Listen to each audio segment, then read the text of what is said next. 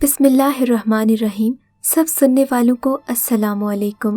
اگر آپ اس چینل پر نئے آئے ہیں تو بیل کے آئیکن کو ضرور کلک کیجیے۔ آئیے سنتے ہیں آج کی سچی خوفناک کہانی۔ پچھتاوا ایک ایسا ناسور ہے جس پر کوئی مرہم اور کوئی دوا کام نہیں کرتی۔ یہ عمر کے ساتھ ساتھ پروان چڑھتا رہتا ہے، کم کبھی نہیں ہوتا۔ بعد میں پچھتانا کوئی معنی نہیں رکھتا۔ اگر پہلے ہی سوچ سمجھ کر قدم اٹھایا جائے تو پچھتانے کا موقع کبھی نہ ملے۔ بزرگوں نے کہا کہ ایسا کام کرو ہی نہ جس کے بعد تمہیں پچھتانے کا موقع ملے۔ پچھتاوا کبھی کبھی ساری عمر کی سزا بھی ہوتا ہے۔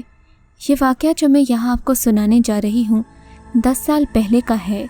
عاقل میرے محلے کے قریب ہی رہنے والا ایک نوجوان تھا۔ اس کا گھر ہمارے گھر سے تیسری گلی میں تھا، جہاں اس کے والدین کے علاوہ 2 چھوٹے بھائی اور ایک چھوٹی بہن رہتی تھی۔ عاقل کے والد شکور صاحب ہمارے ہی محلے میں ایک مسجد کے امام تھے۔ وہ بہت اچھے اور شریف لوگوں میں شمار ہوتے تھے، جبکہ عاقل کی والدہ محلے کے بچوں کو قرآن مجید پڑھانے کے علاوہ ٹیوشن بھی پڑھایا کرتی تھیں۔ مطالعہ پاکستان اور اسلامیات پڑھنے بچے ان کے پاس آتے تھے۔ عاقل کے دونوں چھوٹے بھائی ایک ہی اسکول میں 8ویں اور 6ٹھی کلاس میں پڑھتے تھے اور چھوٹی بہن صرف 3 سال کی تھی۔ میں اور عاقل دونوں ایک ہی دفتر میں اعلیٰ عہدوں پر کام کیا کرتے تھے، لیکن ہمارے شعبہ جات علیحدہ علیحدہ تھے۔ ہم تقریباً اکٹھے ہی گھر سے نکلتے اور مقررہ وقت پر دفتر پہنچ جاتے۔ اس کے بعد شام کو دفتر سے فارغ ہونے کے بعد ایک ساتھ ہی گھر نکلتے اور اپنے اپنے گھر پہنچ جاتے۔ صبح نماز کے بعد عاقل محلے کے قریب ایک پارک میں چہل قدمی کرنے جاتا تھا۔ یہ اس کا روزانہ کا معمول رہتا تھا۔ میری اس سے پہلی ملاقات بھی اسی پارک میں ہوئی تھی، چونکہ میں بھی صبح کے وقت چہل قدمی کے لیے اکثر اسی قریبی پارک میں جایا کرتا تھا۔ جب اس نے دفتر اور گھر کا پتہ بتایا تو میں نے کہا کہ تم تو میرے محلے میں 2 گلیاں چھوڑ کر تیسری گلی میں رہتے ہو، اور میں بھی اسی دفتر میں کام کرتا ہوں جہاں پر تم کام کرتے ہو۔ یوں بہت جلد ہمارے درمیان دوستی کا ایک رشتہ قائم ہو گیا۔ اس کے بعد ہم دونوں نے اسی پارک میں اکٹھے چہل قدمی کرنا شروع کر دی۔ عاقل بہت ہنسمکھ طبیعت رکھتا تھا۔ اس کی عادت ہر ایک کے ساتھ ہلکا پھلکا مذاق کرنے کی بھی تھی۔ ایک روز میری طبیعت کچھ ناساز تھی، اس لیے عاقل کے ساتھ میں پارک نہیں جا سکا۔ وہ اکیلا ہی چلا گیا۔ اگلے دن میں عاقل سے ملا تو اسے بدلا بدلا سا پایا۔ وہ معمول سے زیادہ خوش لگ رہا تھا۔ اس کی خوشی دیکھ کر میں سمجھ گیا کہ کوئی غیر معمولی بات ضرور ہوئی ہے۔ میں نے کہا میاں کیا بات ہے، آج تو تم بڑے چمک رہے ہو۔ کہنے لگا ہاں یار بات ہی ایسی ہے، لیکن سوچتا ہوں کہ تمہیں بتاؤں یا نہ بتاؤں۔ لو بھائی اب تم اپنے دوستوں سے بھی باتیں چھپانے لگو گے، میں نے اس کے شانے پر ہاتھ مارتے ہوئے کہا۔ تب وہ کہنے لگا دراصل کل ایک بات ہوئی ہے۔ کل میں پارک میں چہل قدمی کر رہا تھا کہ اچانک میں نے ایک لڑکی کو دیکھا۔ یہ لڑکی پارک کا گیٹ پار کر کے اندر آ رہی تھی۔ میں تو اسے دیکھتا ہی رہ گیا۔ کیا بتاؤں کہ وہ کتنی خوبصورت تھی، سرخ و سفید رنگ، نکلتا قد۔ اس کی عمر تقریباً 20 سال کے لگ بھگ تھی۔ پارک میں ویسے اور بھی لڑکیاں ہیں، میں آتے جاتے سبھی کو دیکھتا رہتا ہوں، مگر نہ جانے کیوں اس کی آنکھوں میں ایک خاص سی کشش تھی۔ نہ جانے وہ کون سی خوبی تھی جو اسے دوسروں سے ممتاز کر رہی تھی۔ حالانکہ میں نے اسے غور سے دیکھا بھی نہیں، لیکن بس ایک ہی پل میں اس کا دیوانہ ہو گیا۔ عاقل کی حالت اب دیکھنے والی تھی۔ میں اسے اچھے سے جانتا تھا۔ اسے کبھی کسی لڑکی سے محبت نہیں ہوئی تھی۔ ہمیشہ یہی کہتا تھا کہ محبت کرنا وقت کا ضیاع ہے۔ شاید اسی لیے وہ آفس کا کامیاب ترین نوجوان سمجھا جاتا تھا۔ میں اسے چیلنج کرتا تھا کہ تمہیں اگر محبت ہوئی تو غیر معمولی ہوگی، اور پھر ایسا ہی ہوا۔ عاقل اس لڑکی کی محبت میں ڈوبا ہوا نظر آ رہا تھا۔ اس کی حالت بدلتی جا رہی تھی، مگر حیرت کی بات یہ ہے کہ ابھی تک عاقل نے مجھے اس لڑکی سے ملوایا نہیں تھا۔ وہ روزانہ مجھ سے اس کی باتیں کرتا۔ ایک دن مجھ سے پوچھنے لگا عبداللہ تم کیا کہتے ہو، کیا میں اس لڑکی سے دوستی کر لوں؟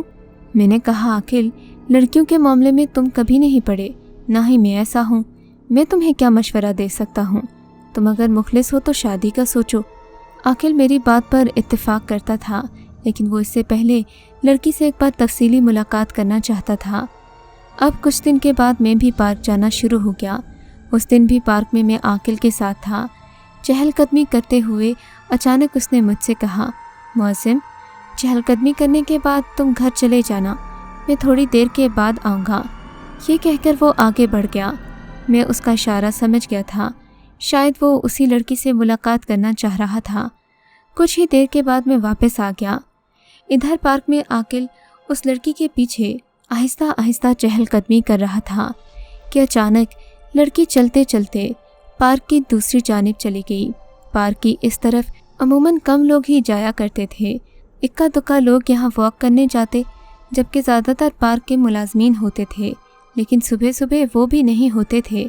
आकिल ने देखा कि लड़की का रुख अब पार्क की दूसरी जानिब है, जहाँ पर झाड़ियाँ और दरख्त वगैरह उगे हुए थे। वो दरख्त काफ़ी घने और सायादार थे। आकिल उसे वहाँ जाता देखकर उसके पीछे पीछे हो लिया। वो समझा कि गालिबन लड़की भी उसे मुलाकात करने की दावत दे रही है, शायद उसकी नज़रों का मफहूम समझ गई है। ये सोचकर ही आकिल के दिल को तसल्ली हुई। वो उसके पीछे पीछे जा रहा था। लड़की झाड़ियों के पास पड़े एक बड़े से पत्थर पर जाकर बैठ गई। आकिल पहले उसे देखता रहा। लड़की भी शौक नज़रों से उसे देख रही थी। आकिल उसके पास चलकर गया और बड़ी हिम्मत करके कहने लगा, अस्सलामु अलैकुम। उसने सोचा था कि लड़की फ़ौरन ही जवाब देगी। जिस शौक़ी से वो उसे अपने पीछे लेकर आई थी, यकीनन वो भी उससे बात करना चाहती थी, मगर ये क्या, लड़की तो बिल्कुल चुप थी। उसने इस बात का कोई जवाब ही नहीं दिया। वो तो अब अपने ही ध्यान में बैठी हुई थी। आकिल को ये बात बड़ी बुरी लगी, मगर दिल पर पत्थर रखकर उसने बड़ी कोशिश की कि लड़की को अपनी जानिब मुतवज्जे करे, लेकिन लड़की की तरफ से उसे कोई जवाब नहीं आया।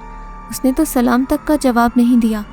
वो मायूस सा घर लौट आया, लेकिन अगले दिन उसने फैसला किया कि वो ये मार्का ज़रूर सर करके रहेगा। उससे मुलाकात करेगा और उससे पूछेगा कि क्या वो उसे पसंद करती है या नहीं। खैर, इस मुख्तसर सी खामोश मुलाकात का अहवाल आकिल ने मुझे सुनाया। मैंने उसकी सारी कहानी सुनकर कहा, आकिल, तुम्हें शायद बात की समझ नहीं आ रही। तुम ये चक्कर छोड़ दो। पता नहीं वो लड़की है कौन, आती कहाँ से है, ख़ानदान कैसा है। तुम किसी मुसीबत में ना पड़ जाना। खुदा न खास्ता उसका ताल्लुक़ अगर किसी गैंग से हुआ, मेरा मतलब है उसका ताल्लुक़ जराइम पेशा लोगों से हुआ, और वो नौजवानों को ट्रैप करके उनसे अपने मकसद पूरे करते हों, तो भी ख़तरे वाली बात है। मेरे दोस्त, इस काम से बाज आ जाओ। मैंने अकील को समझाया था। समझाया इसलिए था क्योंकि उस लड़की की हरकतें नॉर्मल नहीं थीं, बल्कि उसके अंदाज़ इंतहाई मशकूक थे। वो मेरे लिए और आकिल के लिए एक मम्मा बनी हुई थी, अगरचे मैंने अभी तक उसे देखा नहीं था। इन दिनों मुझे एक बार फिर से तबीयत ख़राब हो गई। शदीद बुखार के बाइस बहुत ज़्यादा कमज़ोरी हो गई। मैंने मजबूरन ऑफिस से 10 रोज़ की छुट्टी ले ली, हालांकि मैं ऐसा करना नहीं चाहता था।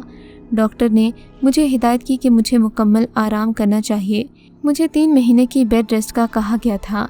इसी वजह से मैं सुबह सुबह भी नहीं उठ पाता था। ज़्यादातर दवाओं के ज़ेरे असर सोया रहता था। पार्क जाना भी नहीं हुआ। काफ़ी दिन के बाद आकिल मेरे घर आया। वो मेरी तीमारदारी के सिलसिले में आया था, लेकिन सच पूछिए तो मैं कम और वो ज़्यादा बीमार लग रहा था। उसका चेहरा जर्द पड़ा हुआ था और बाल बिखरे हुए थे। उसकी बातें सुनकर मैं बहुत परेशान हो गया। गो कि वो मेरी दिलजोई कर रहा था, मगर लगता था कि उसका दिल परेशान है। तभी मैंने उसका हाथ अपने हाथों में लिया और पूछा, क्या बात है दोस्त, तुम कुछ परेशान नज़र आते हो। सुनाओ, उसका क्या हुआ जिसके पीछे तुम जाते थे? क्या उसने तुमसे बात की? मेरी बात पर वो उदास हो गया। उसने बताया कि एक दिन वो लड़की उसे अपने पीछे आने का इशारा करके आहिस्ता आहिस्ता पार्क के वीरान हिस्से में दोबारा चल दी। आकिल भी उसके पीछे पीछे चल पड़ा, क्योंकि एक बार पहले भी वो उसके पीछे वहाँ तक जा चुका था। वो लड़की से दोबारा उसी वीराने पर ले आई, मगर जल्द ही आकिल को एहसास हुआ कि ये तो ऐसी जगह है जहाँ न बंदा है न बंदे की ज़ात। और फिर अचानक एक और वाक़या हुआ कि वो लड़की देखते ही देखते अचानक ही सामने मौजूद झाड़ियों में गायब हो गई। आकिल की हैरत की इंतहा न रही। उसने पहले इधर उधर देखा, मगर वो उसे कहीं नज़र न आई। यहाँ तक कि झाड़ियों में भी तलाश किया, लेकिन उसने ना मिलना था वो ना मिली। आखिरी बार वहाँ से पलटने से पहले आकिल ने झाड़ियों के पीछे देखा तो वो लड़की वहाँ पीठ किए खड़ी थी। اس کے گھنے سیاہ ریشمی بال ہوا میں لہرا رہے تھے۔ عاقل نے اسے آواز دی، میری بات سنو، میں تم سے کب سے ملاقات کرنا چاہتا ہوں، شادی کرنا چاہتا ہوں، مجھے ایسا ویسا مت سمجھنا۔ عاقل اپنے دل کی بات اس سے کہہ رہا تھا۔ وہ لڑکی گویا اس کی باتیں سن رہی تھی، لیکن جیسے ہی اس نے اپنا رخ عاقل کی طرف کیا، عاقل اس کی شکل و صورت دیکھ کر خوفزدہ ہوئے بغیر نہیں رہ سکا۔ لڑکی کی شکل تو بگڑ چکی تھی، اس کے لمبے لمبے دانت باہر کی طرف نکلے ہوئے تھے۔ اچانک ہی اس نے عاقل کا بایاں بازو پکڑا اور پلک جھپکتے ہی اپنے منہ میں لے کر اپنے دانتوں سے چبا ڈالا۔ درد اور تکلیف کے احساس سے عاقل کی چیخیں نکل گئیں۔ اس نے اپنا بازو زور سے اپنی جانب کھینچا۔ عاقل کو لگا جیسے اس کا آدھا بازو اس لڑکی کے منہ میں ہی رہ گیا ہو۔ اس نے فوراً وہاں سے دوڑ لگا دی، نہ جانے وہ اس کے چنگل سے کیسے نکلا۔ آیت الکرسی کا ورد کرتا وہ سرپٹ بھاگتا جا رہا تھا۔ پیچھے سے اس کے چیخنے اور کہکہے لگانے کی آوازیں آ رہی تھیں۔ بھاگتے بھاگتے بڑی مشکل سے وہ جھاڑیوں کے پار پہنچا۔ اس کی چیخیں سن کر بہت سارے لوگ وہاں جمع ہو چکے تھے۔ وہ وہاں بے ہوش ہو کر گر پڑا تو لوگوں نے اسے فوراً ہسپتال پہنچا دیا۔ عاقل کو کچھ ہوش نہیں تھا۔ جب اسے ہوش آیا اس نے اپنے آپ کو ہسپتال میں پایا۔ پھر اچانک ہی نہ جانے اسے کیا یاد آیا کہ اس نے زوردار چیخ ماری اور وہ بے ہوش ہو گیا۔ 2 روز کے بعد عاقل کو دوبارہ ہوش آیا۔ اب وہ کافی نارمل لگ رہا تھا، لیکن درد اور خوف کی وجہ سے اس کی آنکھیں ابھی بھی پھٹی کی پھٹی تھیں۔ وہ حیرت سے ادھر ادھر دیکھتا، گویا اسی حسینہ کو تلاش کر رہا ہو۔ عاقل کے والد شکور صاحب نے اس سے شکوہ کیا، بیٹے تم کہاں گئے تھے؟ کیا کسی سے لڑائی ہوئی تھی؟ تمہارے بازو کو کیا ہوا؟ یہ کیسے کٹ گیا؟ والد اپنے بیٹے کے لیے بے حد پریشان تھے۔ پھر عاقل نے شکور صاحب کو ساری کہانی سنا دی۔ شکور صاحب مذہبی رجحان رکھنے والے ایک شریف اور نیک خصلت انسان تھے۔ انہوں نے عاقل پر دم کیا، دم کیے ہوئے پانی کی بوتل پینے کے لیے دی۔ اسے پی کر عاقل کو کچھ سکون ملا۔ پھر وہ تقریباً 4 دن ہسپتال میں رہنے کے بعد گھر واپس آ گیا۔ جب میں عاقل سے ملا تو اس نے یہ سارا قصہ سنانے کے بعد مجھ سے کہا، معظم کاش میں تمہارا کہا مان لیتا، اس لڑکی کا پیچھا نہ کرتا۔ اب تو ساری عمر اپنا کٹا ہوا بازو دیکھ کر پچھتاتا رہوں گا۔ میں نے جواباً کہا، اللہ تعالیٰ کا شکر ادا کرو دوست کہ تمہاری جان بچ گئی ہے۔ عاقل آج تک بچتا رہا ہے۔ میں اسے تسلی دیتا ہوں جس سے اسے کچھ حوصلہ مل جاتا ہے۔ اللہ تعالیٰ سے میری دعا ہے کہ وہ سبھی نوجوانوں کو ایسے واقعات سے محفوظ رکھے، کیونکہ میں نے پارک میں اکثر لوگوں کو یہ کہتے سنا ہے کہ یہاں پر ایک لڑکی آتی ہے جو لاکھوں میں ایک ہے۔ اس کا حسن دیکھ کر لوگ پاگل ہوئے بنا نہیں رہ پاتے، اور وہ اس حسن کا فائدہ اٹھا کر انہیں اپنے ساتھ نہ جانے کہاں لے جاتی ہے۔ سبھی نوجوانوں کے ساتھ کوئی نہ کوئی ایسا واقعہ پیش آیا تھا جس کی وجہ سے پارک میں لوگوں کو یہ احساس ہوا کہ پارک کے عقبی حصے میں جو جنت نظر آتی ہے وہ دراصل ایک سراب ہے جو لوگوں کو اپنے عذاب میں مبتلا کرنے کے لیے کچھ دیر کے لیے خوشگوار روپ دھار لیتا ہے۔ اس کہانی کو سنتے ہوئے آپ کو کیسا لگا اور اس کہانی کے بارے میں آپ کا کیا خیال ہے؟ ہمیں کامنٹس میں ضرور بتائیے گا۔